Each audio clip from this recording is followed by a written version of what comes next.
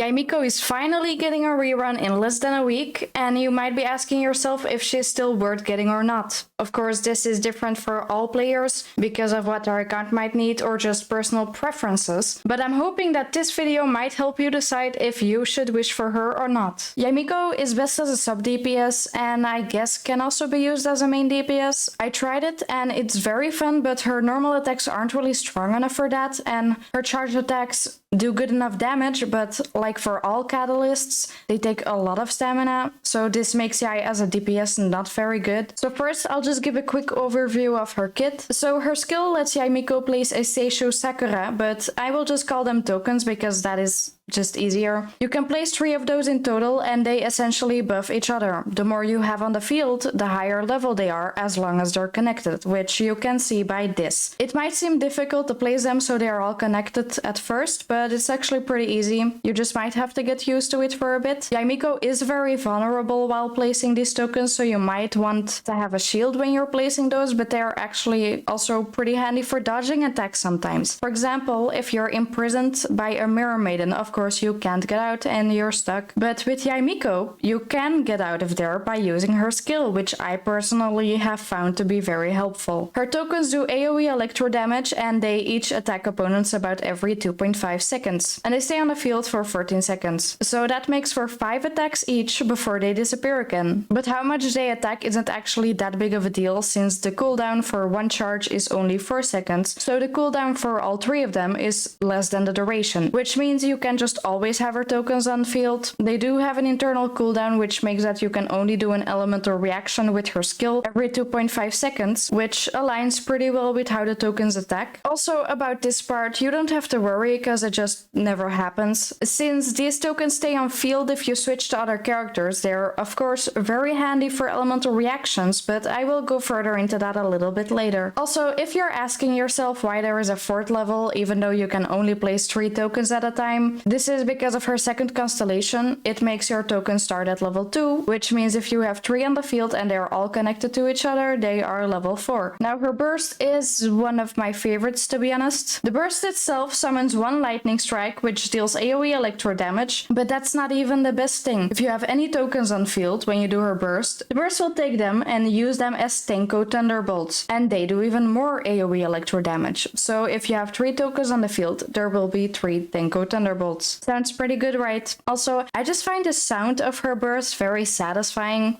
Don't ask me why. But anyway, the energy cost of Yai's burst is the highest possible, so you might want a battery like Fischl or just a lot of energy recharge. This is also a reason that she and Raiden are very often used together in a team. Her burst, unlike her skill, does not have an internal cooldown, so you could do an elemental reaction with every strike or thunderbolt. Doing her burst also resets the cooldown of your tokens if you have a first passive talent unlocked, which is of course also very handy. The other passive talent increases the damage of her tokens based on elemental mastery, which is very handy in a team that uses a lot of elemental reactions, since most of the time you will want a lot of elemental mastery in there already, so then this passive is basically just free damage in that case. This is also one of the reasons I think she's one of the best characters for an aggravate team. She can constantly apply electro and her attacks have a decent AoE, so it's good if you're fighting multiple opponents, but still just as good if you're fighting a boss or something. Having a lot of elemental mastery on her is not only good for the elemental reactions, but also for her own damage, which is not the case with a lot of other characters. Now for builds, there are a lot of choices, so Miko is very free to play friendly. She does really well with 4 stars like the Witsit or Mappa Mare maybe, and if you have problems with energy recharge, a weapon for that can work just as well. And for 5 stars, Skyward Atlas, which you can get from the standard banner, is also good, of course after her signature weapon. And then she's also very free to play friendly because there are a lot of choices for her artifacts too. 4-piece Gilded Dreams is pretty good on her if you're concentrating on elemental reactions, and I think 4-piece Thundering Fury is also good, probably easier to get because it's in Mondstadt and you can get it from the artifact strongbox.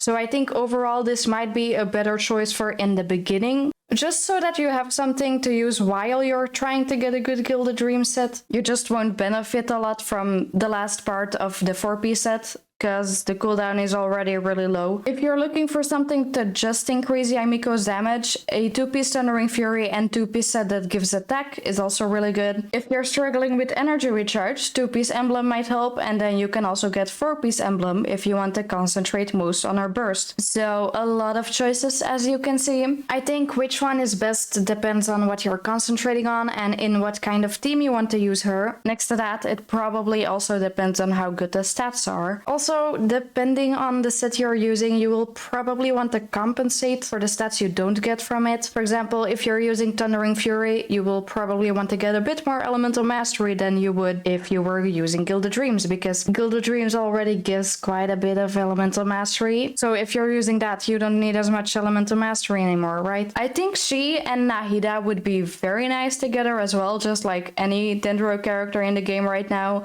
Also, just because Miko works in a lot of teams. One of the only reasons I can give to not wish for Yai is that Raiden is probably coming in the next version, and she's also very good for Aggravate and also does off-field damage, even though it's not as much as Yai. And she buffs other characters' bursts and has a cracked burst herself, so if you already have her or want her, it is probably less worth it to wish for Miko, but they do work well in a team together, so maybe you might like to try that. I also noticed that I don't really use Yai like ever in the Spiral Abyss if I have the chance to use Raiden instead, so I just wanted to warn you about that. And of course, it's also a good idea to do the character trial first to see if you actually like playing with her. With that, I think I said about everything I wanted to, so I really hope I could help you in some way and that you enjoyed this video. And if there's anything you'd like to tell me in the comments, or maybe I forgot something, which is definitely possible, feel free to tell me in the comments, and I hope I see you in the next one.